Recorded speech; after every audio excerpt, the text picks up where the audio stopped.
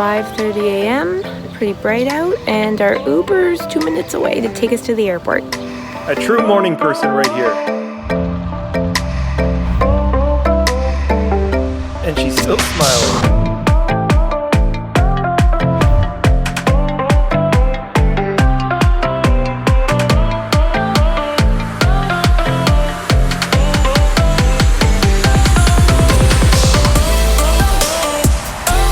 There's our rental. Just kidding.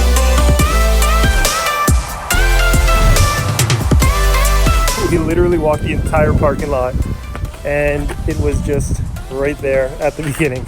The reason that we couldn't find the rental car, first of all, I was leading and I made up in my head that the dude said go to lot 5, so we walked 5 lots over. But the other reason is I was beeping using this thing. I was beeping to hear the horn.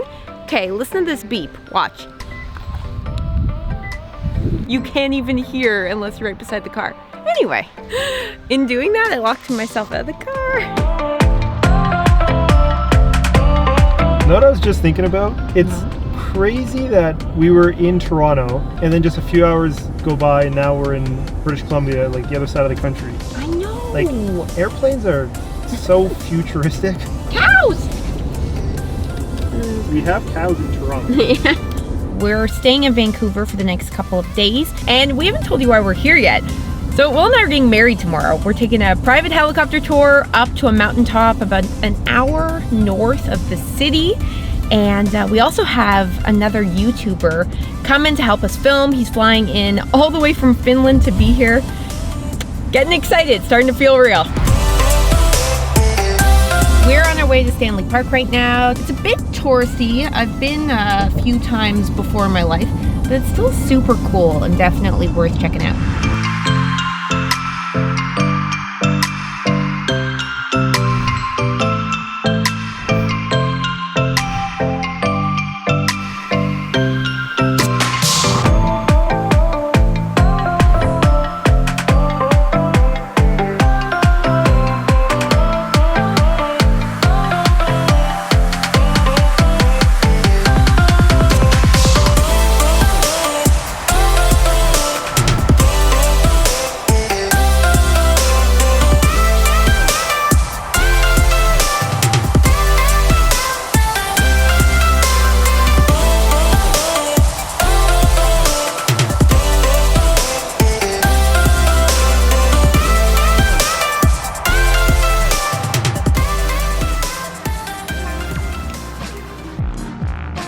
I thought it'd be cool to show you guys what we travel with as filmmakers, so let's get into it. Obviously, you want to bring all the essentials so you don't get to the epic spot and go, oh, I wish I had this lens. But you also want to travel light so that you don't get too tired out carrying a bunch of gear to those awesome places. So I'm going to go over the essentials, the equipment that Will and I absolutely always bring whenever we travel and how we keep it lightweight.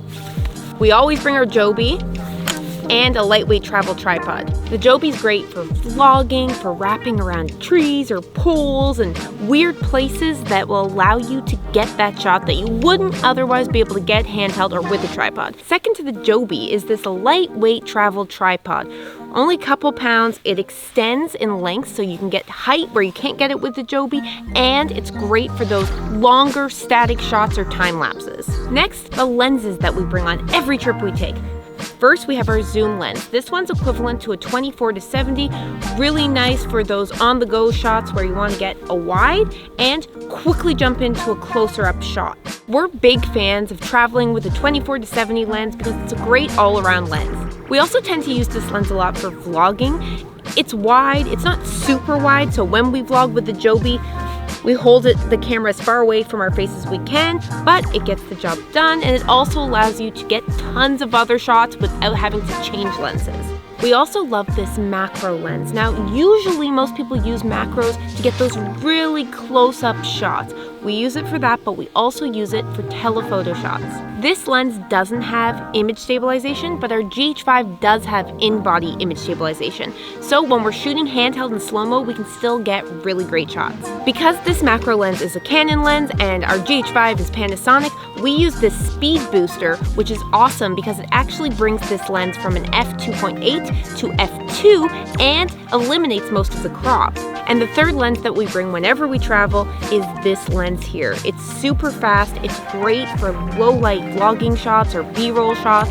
Will did a review video on it, it's linked somewhere here, and this lens is awesome because it's an f0.95, so that's how you get those great shots at night. This is the Voigtlander 10.5mm, we love it, we bring it everywhere we go. This is a micro four thirds lens, so it's equivalent to 21mm. If you're shooting on a micro four thirds camera like the GH5, then this is a great option. This is something that's super easy to overlook, and that's bringing Ziploc bags.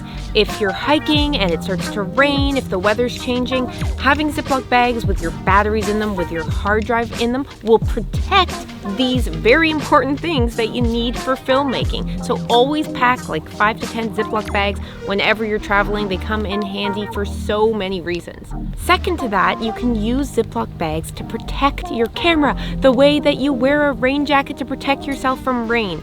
Cut a hole through the center, put it over your camera body, and you're good to go. Now, side note, I'm not a big fan of using plastic products because I love the environment, but you can reuse these durable Ziploc bags time and time again for multiple trips, so therefore they're definitely something that you want to have with you when you're traveling. Fourth on our list is a gimbal. I love the Ronin S because it's lightweight, which makes it awesome and easy to bring on carry-on and easy to get lots of shots with without getting too tired. I don't have it built right now because we're on our way up a mountain to do a hike, but look, more Ziploc bags to protect the battery and legs.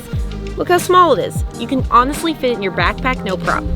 As filmmakers, yes, it's great to have the DSLR cameras and the fancy equipment, but we also always have our cell phones with us to capture a photo for Instagram or sometimes footage itself. So as you may have seen in our Jamaica video, linked here, Will took just his cell phone to the blue hole for a day to just capture a couple shots, and it got wet.